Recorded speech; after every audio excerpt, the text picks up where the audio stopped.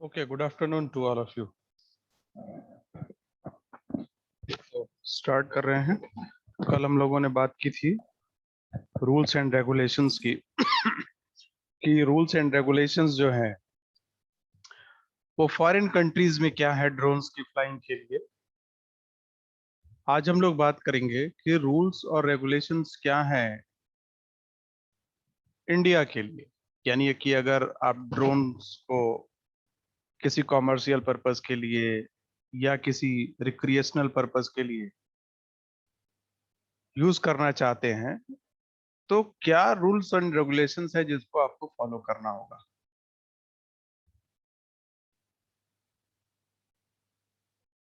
तो कुछ बातें तो हम लोगों ने कल की थी और वो जो कल हम लोगों ने बात की थी वो सारी की सारी जो है वो फॉरेन कंट्रीज के लिए थी कि वहाँ पे क्या उनकी लिमिटेशंस हैं, वहाँ पे कौन से रूल रेगुलेशंस हैं, वहाँ पे किस तरह से ऑपरेट करने को कहा जाता है। तो इंडियन गवर्नमेंट ने भी कि जो सिविल एविएशन मिनिस्ट्री है उन्होंने new set of drone rules and regulations को पास किया, यानी अनमैन्ड एयरक्राफ्ट के लिए।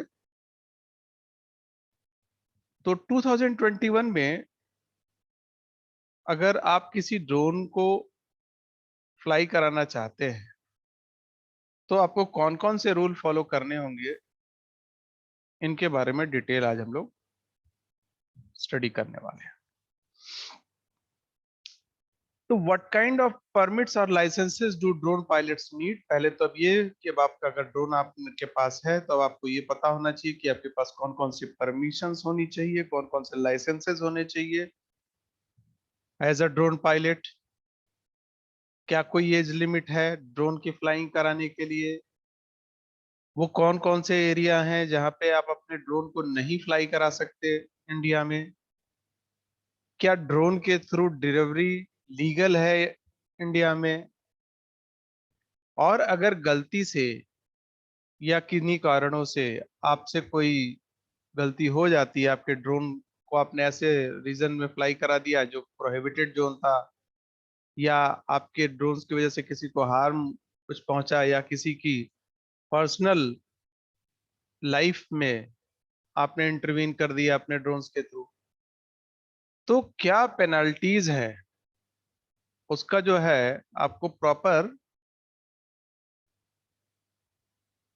एक जो फॉर्मूला है या जो एक सेट ऑफ रूल्स है उसके बारे में पता होना चाहिए कि इंडियन कंडीशन में क्या क्या है वो। तो the first thing which you have to know is that if any liability arise because of any damage to a person or property, the drone operator is held accountable. अगर कोई भी चीज इस तरह की होती है किसी पर्सन को या किसी प्रॉपर्टी को, तो डेफिनेटली लाइबिलिटी किसकी हो जाएगी, उस ड्रोन ऑपरेटर की जो उस ड्रोन को फ्लाई करा रहा है। The drone operator is held accountable, पूरी पूरी रिस्पॉन्सिबिलिटी उसकी हो जाए।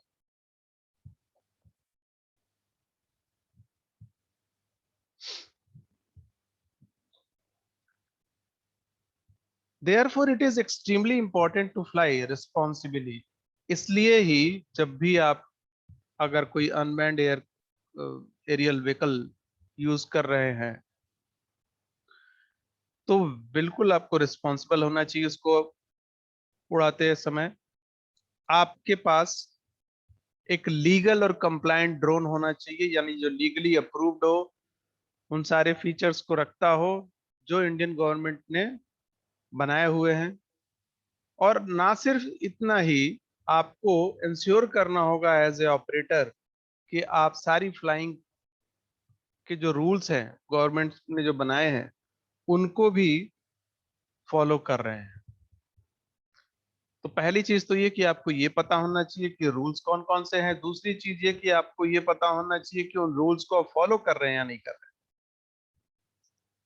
तो पहला तो फुल रूल के बारे में ही पता होना चाहिए कि भाई रूल हैं कौन कौन से, मैं उड़ा भी सकता हूँ कि नहीं उड़ा सकता, किस रीजन में उड़ाना है, कितने ग्राम का कितने केजी का मैं उड़ा सकता हूँ, क्या मुझे इससे ऊपर के वेट के लिए कोई और लाइसेंस लेना होगा? तो ये सब जो है वो आपको जानकारी होनी चाहिए। तो ड्रोन ऑपरेटर की जो परमिट्स है अनमैन्ड एयरक्राफ्ट सिस्टम के लिए, वो डिफरेंट कैटेगरीज वाइज है इंडिया में। तो पहली कैटेगरी आती है नैनो ड्रोन्स की। नैनो ड्रोन्स वो ड्रोन्स जिनका weight less than or equal to 250 gram का होगा, यानी एक पाव। 250 ग्राम मतलब 1/4 ऑफ अ केजी। इस तरह के ड्रोन्स के लिए, यानी बिल्कुल मिनिएचर, बहुत छोटी साइज के जो ड्रोन्स होते हैं, जो अगर किसी के ऊपर गिर भी जाएं तो उसको चोट ना लगे, उसको गवर्नमेंट ने कहा कि ठीक है, there is no licence for that, कोई परमिट की आवश्यकता नहीं है ऐसे ड्रोन्स को। कोई कहीं से सर्टिफिकेशन की जरूरत उसको नहीं है। सेकंड कैटेगरी आई माइक्रो और स्मॉल ड्रोन्स की।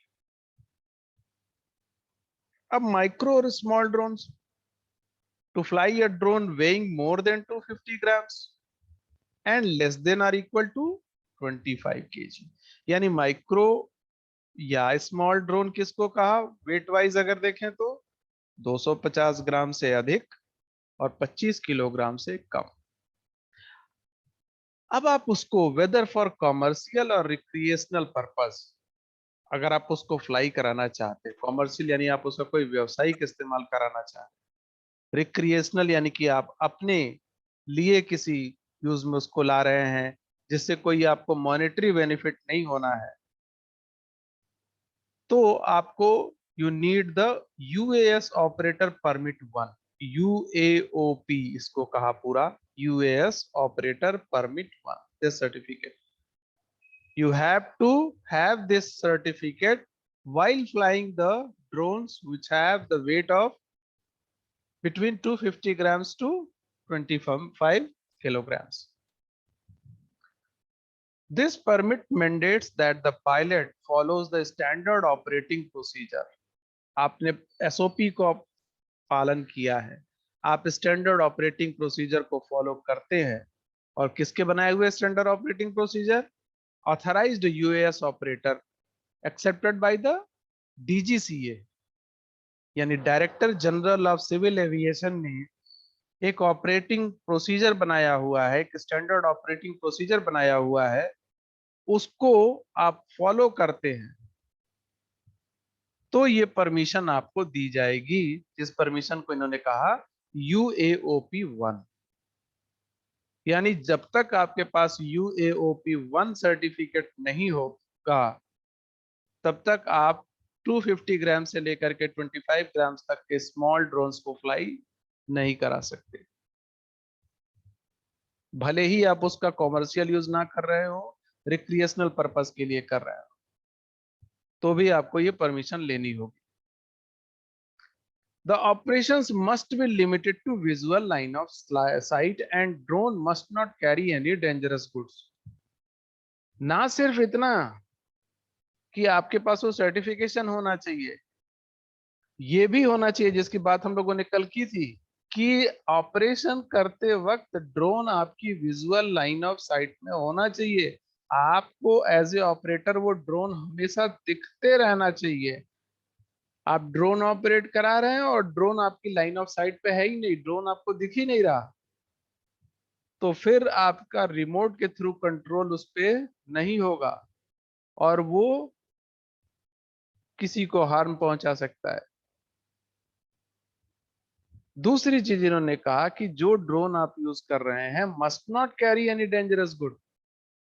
कहीं आप कोई एक्सप्लोसिव चीज तो नहीं ले जा रहे हैं उसके थ्रू, कोई डेंजरस चीज, कोई एसिड या कुछ इस तरह की चीज तो नहीं आपने उसके साथ जो है बांध रखा है, जो कहीं पे गिर जाए, किसी के ऊपर गिर जाए तो उसको नुकसान करे। तो in fact drone delivery of any kind should not be attempted without UAOP 1। तो यूएओपी 1 सर्टिफिकेट के बगैर तो ड्रोन डिलीवरी किसी भी तरह की, कहीं भी कुछ होगा, आप खेत में भले ले जा रहे हो खाद डालने के लिए, कीटनाशक दवा का छिड़काव करने के लिए, तो भी ये सर्टिफिकेशन होना बहुत जरूरी है, UAOP 1 सर्टिफिकेशन। इसके ऊपर का जो ड्रोन है वेट वाइज उसको नाम दिया, उस कैटेगरी को नाम दिया medium and large drones. For any operation that requires a drone weighing more than 25 kilograms, you need the UAS operator permit number 2। अब इस तरह के ड्रोन जिनका वजन 25 किलोग्राम से ज्यादा है, आपको UAOP 2 सर्टिफिकेट लेना होगा DGCA के थ्रू, यानी director general of civil aviation ministry जो है, उसका जो डायरेक्टर जनरल ऑफिस है वो इस सर्टिफिकेशन को करता है। Here also all operations must be conducted in accordance with the operation manual prepared by an authorized UAS operator and approved by the DGCA। यानी DGCA उसको अप्रूव करेगा, और अप्रूवल कब मिलेगा? जब वो ऑपरेटर जिसको ये ड्रोन उड़ाना है वो उन सारी चीजों को फॉलो करता हो, उनके रूल रेगुलेशन को, अपनी एलिजिबिलिटी को फॉलो करता हो, तब जाकर के ये उसको सर्टिफिकेशन प्रोवाइड होता है। You will also need a safety management system in place and take prior clearance from air traffic and air defense system। ना सिर्फ आपको इन रूल्स को फॉलो करना होगा, ना सिर्फ आपको ये सर्टिफिकेशन चाहिए होगा, इसके अलावा सेफ्टी मैनेजमेंट सिस्टम भी आपका उसके साथ साथ होना चाहिए, क्योंकि वजन इसका ज्यादा है, 25 किलो से ज्यादा है। आउट ऑफ कंट्रोल अगर ये हो गया तो उस कंडीशन में आपके पास कौन से सेफ्टी मैनेजमेंट सिस्टम है, वो एक्चुअल में वर्क कर रहे हैं या नहीं। प्रॉपरली आपको पहले क्लियरेंस लेनी होगी एयर ट्रैफिक और एयर डिफेंस से कि मैं उस रीजन में फ्लाई करा सकता हूं कि नहीं, जिस रीजन के लिए मैंने अपना ये ड्रोन बनाया है। Without prior information, without prior clearance, you cannot fly your drone in any region। In this category, carriage of dangerous goods, BVLOS operations, अभी इसकी बात करेंगे कि इसको क्या कहते हैं, and drone deliveries are allowed subject to clearance by DGCA of course। इस कैटेगरी में dangerous goods drone deliveries allowed होती हैं, लेकिन स्ट्रिक्टली वो जो है वो परमिट होंगी DGCA के थ्रू। जब DGCA उनको परमिट दे करेगा फिर ये क्लियर होगी, क्लियरेंस इनको दी जाएगी। Exemptions to drone permit, the central government can exempt any ministry, department or government affiliated agency at both the central and state level। Government, central government किसी भी मिनिस्ट्री या किसी भी डिपार्टमेंट को या गवर्नमेंट एफिलिएटेड एजेंसी को, जो centre की हो या स्टेट की हो, उनको एग्जम्प्ट कर सकता है, उनको ड्रोन उड़ाने की परमिशन दे सकता है if it is national interest or helps to uphold the security of the country। यदि जो ड्रोन उड़ाया जा रहा है स्टेट मिनिस्ट्री के द्वारा या किसी गवर्नमेंट अप्रूव्ड एजेंसी के द्वारा, वो किसी नेशनल इंटरेस्ट के पर्पस के लिए है, वो नेशन की सिक्योरिटी को अपहोल्ड रखता है, उसको ब्रीच नहीं करता, उसकी इंटीग्रिटी को ब्रीच नहीं करता, उस कंडीशन में एग्जम्पशन दिया जाता है। लेकिन ये एग्जम्पशन किसको दिया गया है? किसी गवर्नमेंट अथॉरिटी को दिया गया है, किसी मिनिस्ट्री को दिया गया है, किसी डिपार्टमेंट को दिया गया है, किसी गवर्नमेंट के द्वारा संचालित एजेंसी को दिया गया है। वो आइदर सेंट्रल लेवल की हो सकती है या वो स्टेट लेवल की हो सकती है।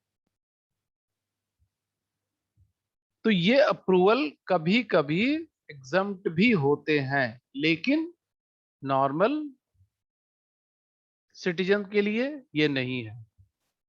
ये तभी पॉसिबल है जब स्टेट एजेंसीज या सेंट्रल एजेंसीज उनको कर रही है।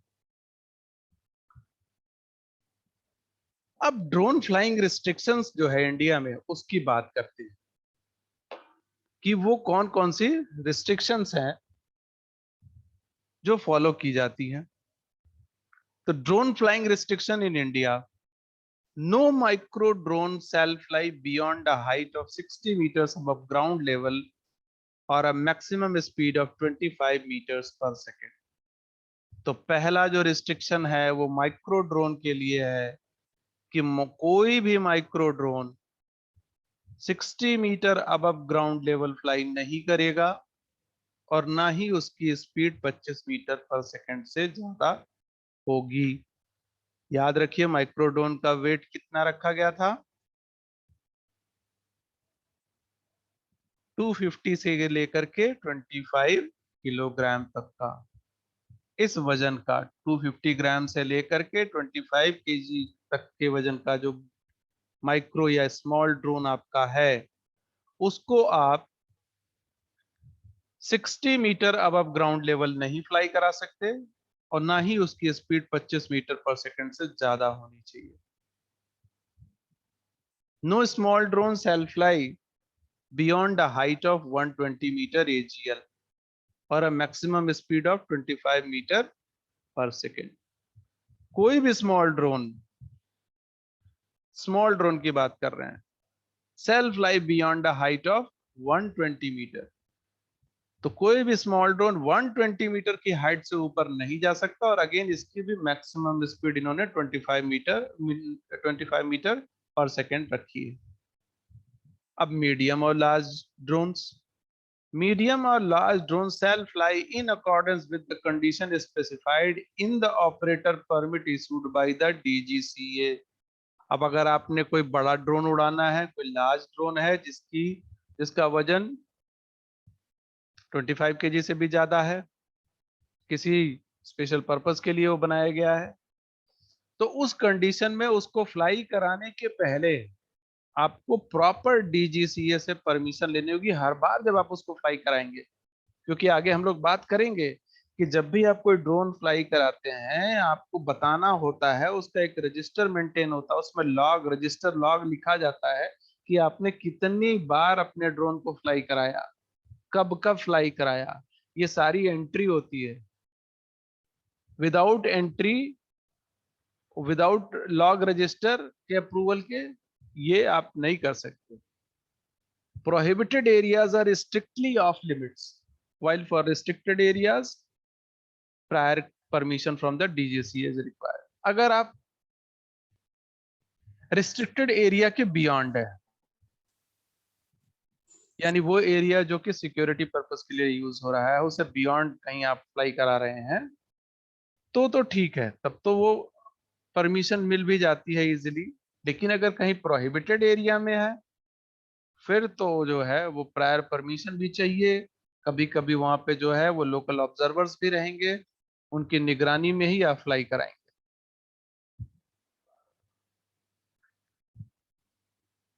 नो फ्लाई जोन्स कौन कौन से हैं इंडिया में जहां आप बिल्कुल ही नहीं उड़ा सकते अपने ड्रोन को। In India no drone shall be flown, कहां पे, within a distance of 5 kilometre from the perimeter of international airports at Mumbai, Delhi, Chennai, Kolkata, Bengaluru and Hyderabad. ये 2021 का है, तो हर ईयर जो है इसमें अमेंडमेंट होते रहते हैं। तो इन जगहों पे जो इंटरनेशनल एयरपोर्ट्स हैं उनके 5 किलोमीटर की परिधि में आप कोई भी ड्रोन नहीं उड़ा सकते, चाहे वो माइक्रो हो, चाहे वो स्मॉल हो, चाहे वो मीडियम हो या लार्ज हो। If any drone is found flying in this range, उसको गिराया जा सकता है, गवर्नमेंट उसको गिरा सकती है थ्रू रॉकेट्स या जो भी उनका तरीका हो उसके through. within a distance of 3 kilometre from the perimeter of any civil, private या डिफेंस एयरपोर्ट। तो इंटरनेशनल एयरपोर्ट से 5 किलोमीटर की दूरी की है और सिविल एयरपोर्ट से या प्राइवेट या डिफेंस एयरपोर्ट से ये दूरी 3 किलोमीटर की है। तो 3 किलोमीटर से कम तो कहीं भी नहीं है, चाहे वो नेशनल एयरपोर्ट्स यूज हो रहे हो डोमेस्टिक फ्लाइट के लिए या इंटरनेशनल एयरपोर्ट्स हो जहाँ पे इंटरनेशनल फ्लाइट्स टेक ऑफ या लैंडिंग होती है जिनकी। अब बॉर्डर की बात कर लें कि इंटरनेशनल बॉर्डर्स पे क्या रूल है। तो with in 25 kilometre from the international border which includes line of control, line of actual control and actual ground position line, यानी कि आइदर एलओसी या एलएसी या एजीपीएल, क्योंकि बहुत सारी कंट्रीज के बीच में आइदर एलओसी होता है, कुछ जगहों पे लाइन ऑफ एक्चुअल कंट्रोल को दोनों देश मान रहे होते हैं, कुछ जगहों पे एक्चुअल ग्राउंड पोजीशन लाइन को माना जाता है। तो जो भी उनके बीच में समझौता हो जिस लाइन पर भी, उस लाइन को कंसीडर करते हुए विद इन 24 किलोमीटर इनसाइड आपको अपने ड्रोन को रखना होगा। तो अगर 25 किलोमीटर इनसाइड किसी का भी आ गया, अपने देश का हो या दूसरे देश का हो, किसी का भी हो, तो वो उसको गिरा सकते हैं, वो उसको सीज कर सकते हैं।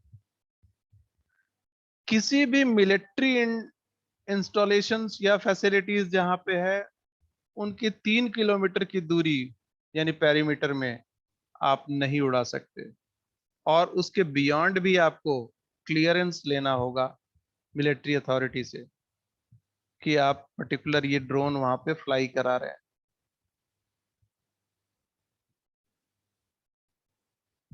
अब कुछ रूल्स हैं, कुछ जगह ऐसी हैं जहां पे भी प्रॉपर गाइडलाइन फॉलो करनी है, जैसे विजय चौक इन दिल्ली। अब ये विजय चौक क्यों इतना इंपॉर्टेंस है, क्योंकि आपने देखा होगा 26 जनवरी, 15 अगस्त,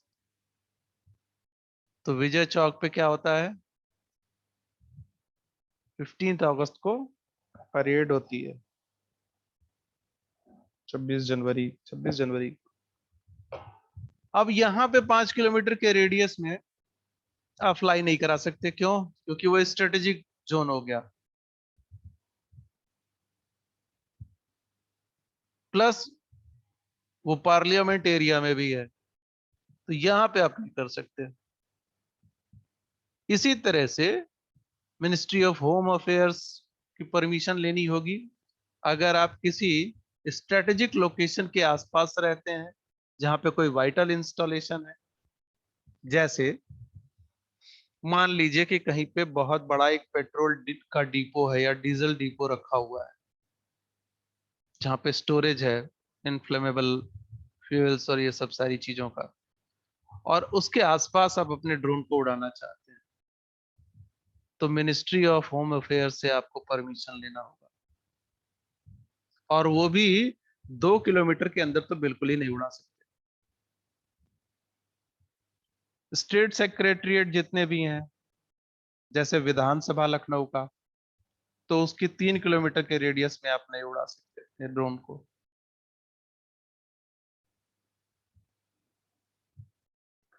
जितने भी समुद्र हैं, सी बीच हैं, कोस्टलाइन है, उनसे 500 मीटर के अंदर समुद्र में आप उसके बियॉन्ड नहीं ले जा सकते अपने ड्रोन को। यानी अगर आप सी बीच पे खड़े हैं और आपको अपना ड्रोन को फ्लाई कराना है, तो आप जो है वो बियॉन्ड 500 मीटर नहीं ले जा सकते ड्रोन्स को, provided the location of the ground station is on a fix platform on land.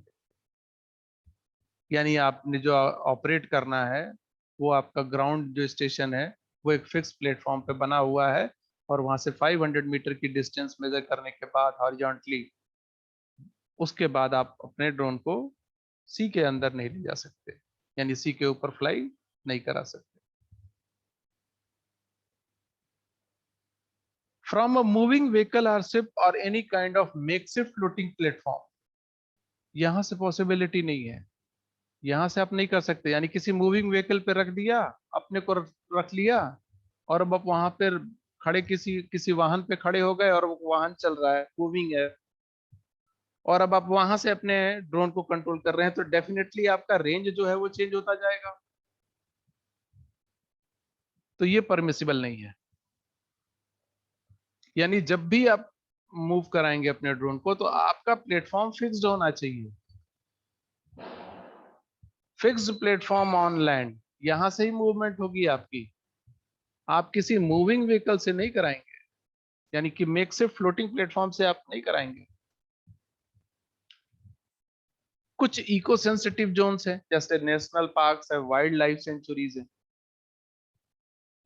उनके ऊपर से आप नहीं कर सकते without prior permission from the ministry of environment, forest या क्लाइमेट चेंज जो भी है, उस मिनिस्ट्री के बगैर परमिशन के,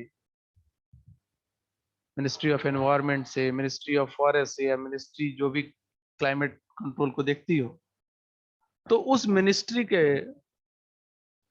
परमिशन के बगैर आप उस एरिया में ड्रोन को फ्लाई नहीं करा सकते। इसके अलावा अगर कोई क्रूशियल टाइम चल रहा है, जैसे वॉर टाइम है, तो वॉर टाइम में, या जैसे किसी जगह पे किसी सिटी में दंगे हो गए, तो दंगे हो गए तो वो पर्टिकुलर जोन बहुत सेंसिटिव हो गया, तो वहां परमानेंट या टेम्पररी उस एरिया को नो फ्लाई जोन घोषित कर दिया जाता है। यहाँ पे कोई फ्लाइंग नहीं होगी अभी। तो कोई फ्लाइंग नहीं होगी, तो इस मीन्स कि आप ड्रोन भी फ्लाई नहीं करा सकते, क्योंकि वो रिस्ट्रिक्टेड एरिया हो गया, डेंजरस एरिया हो गया। Once the government has issued a notification that this particular zone is now restricted for flying, you cannot fly over it. It may be over your house, आपके घर के ऊपर ही भले हो, लेकिन अब वो रिस्ट्रिक्टेड जोन में है, क्योंकि गवर्नमेंट ने कह दिया कि ये पर्टिकुलर पूरा जोन जो है बहुत सेंसिटिव हो गया है, तो अब आप वहां ही उड़ा सकते हैं। तो इतने सारे जो है वो रूल्स एंड रेगुलेशंस हैं जो नो फ्लाई जोन बना देते हैं इंडिया में। अब जो बात हम लोग कर रहे थे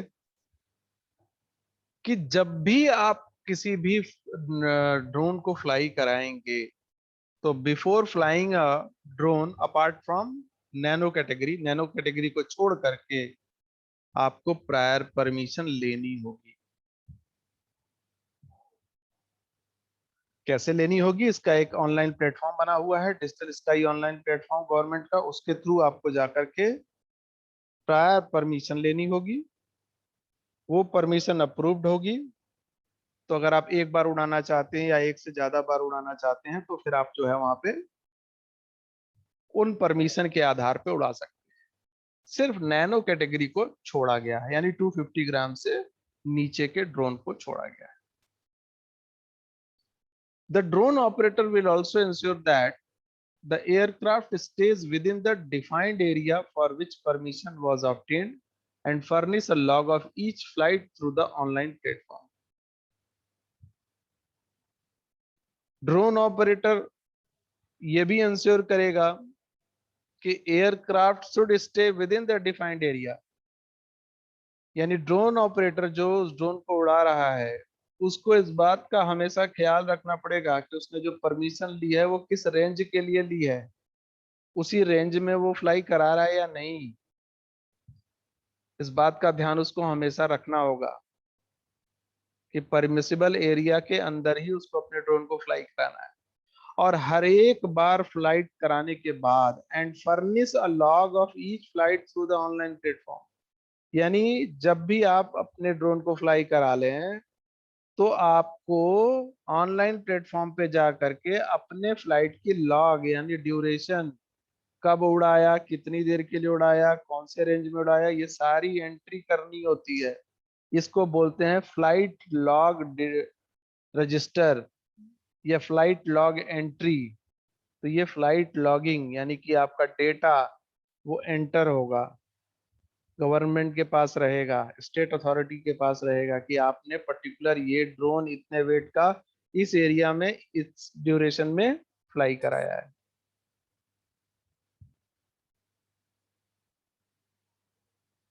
drone pilots and data security. A drone pilot is liable for the protection of any data gathered during a drone operation. अब अगर जो ड्रोन पायलट आप हैं, आप उड़ा रहे हैं ड्रोन को, ऑपरेटर हैं आप ड्रोन के, तो जो भी डेटा आपने गैदर किया है ड्यूरिंग ड्रोन ऑपरेशन, आप उस डेटा को सुरक्षित रखेंगे, उसको प्रोटेक्ट करके रखेंगे। वो आपसे कभी भी मांगा जा सकता है। You must follow suitable procedures and have hardware in place to securely store or dispose of such data. उसका एक प्रॉपर सुटेबल प्रोसीजर होना चाहिए, इसका हार्डवेयर होना चाहिए जहां पे आप सिक्योरली इसको स्टोर करके रखेंगे या उसको डिस्पोज ऑफ करेंगे। और जो अगली इंपॉर्टेंट बात है, moreover you have to ensure that the data gathered during operation is not shared with any third party. जो भी डेटा आपने गैदर किया, if you have click any photo or shoot a video, then in cannot be shared with any third party, बगैर बताए किसको, government को, plus उस person को जिसका वो डेटा, जिससे वो डेटा रिलेट करता है, जिस पे डेटा आपने लिया है, जिसकी प्रॉपर्टी का डेटा, यानी कि आपने किसी बिल्डिंग की फोटो ली, किसी पर्टिकुलर एरिया की फोटो ली, तो वो जिसका भी है उससे आपको परमिशन लेकर के तब उस डेटा को आप किसी को दे सकते हैं, थर्ड पार्टी। ये सब कुछ जो है वो डेटा सिक्योरिटी में आएगा।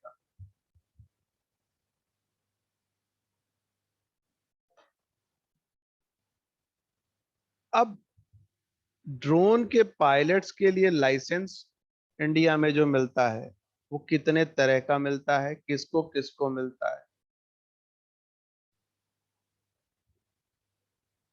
तो मेजर अगर देखा जाए तो ये जो ड्रोन के पायलट्स के लाइसेंस मिलते हैं इंडिया में, उसकी कैटेगरी वाइज देखा जाए तो स्टूडेंट रिमोट पायलट लाइसेंस मिलता है, रिमोट पायलट लाइसेंस मिलता है। उसकी एक क्वालिफिकेशन है, मिनिमम क्वालिफिकेशन क्या है, एज क्राइटेरिया बनी हुई है उसकी, वो आपको फॉलो करनी होगी। एंड देन आता है रेडियो ऑपरेटर सर्टिफिकेट। तो ये तीन तरह के सर्टिफिकेट रेंज बनाए गवर्नमेंट ने, एक स्टूडेंट रिमोट पायलट लाइसेंसिंग, दूसरा रिमोट पायलट लाइसेंसिंग, और तीसरा बनाया रेडियो ऑपरेटर सर्टिफिकेशन। इन तीन को किसी ना किसी रेंज में कोई ना कोई ड्रोन आएगा ही आएगा, ऑपरेटर आएगा ही आएगा। आइदर वो किसी जो है वो स्टूडेंट रिमोट में आ रहा है, कोई ट्रेनिंग ऑर्गेनाइजेशन के लिए, जैसे आप लोग अपना प्रोजेक्ट बनाते हैं, छोटा सा कोई प्रोजेक्ट बनाया, किसी प्रोजेक्ट के अंदर कोई ड्रोन बना रहे हैं आप, तो उसके लिए लाइसेंस इशू होगा। तो अथॉराइज्ड ट्रेनिंग ऑर्गेनाइजेशन जो होगा वो उसको दे देगा। तो आज के लेक्चर के लिए यहाँ तक की बात रखेंगे। नेक्स्ट लेक्चर में हम लोग इसको और डिटेल में बात करेंगे। Obtaining a drone pilot licence in India जो है, इसकी तीन चार जो मेजर कैटेगरीज है वो क्या है, उसके लिए मिनिमम क्वालिफिकेशन क्या होनी चाहिए, एज क्या है, इन सब के बारे में बात करेंगे। और फिर ये भी बात करेंगे कि अगर गलती से ड्रोन से कुछ गलती हो जाए या ऑपरेटर से, तो क्या कंडीशन है इंडिया में, क्या रूल रेगुलेशन है, आप पे क्या जुर्माना लगाया जा सकता है, उसके बारे में भी। तो इतनी बात आज रखनी थी मुझे।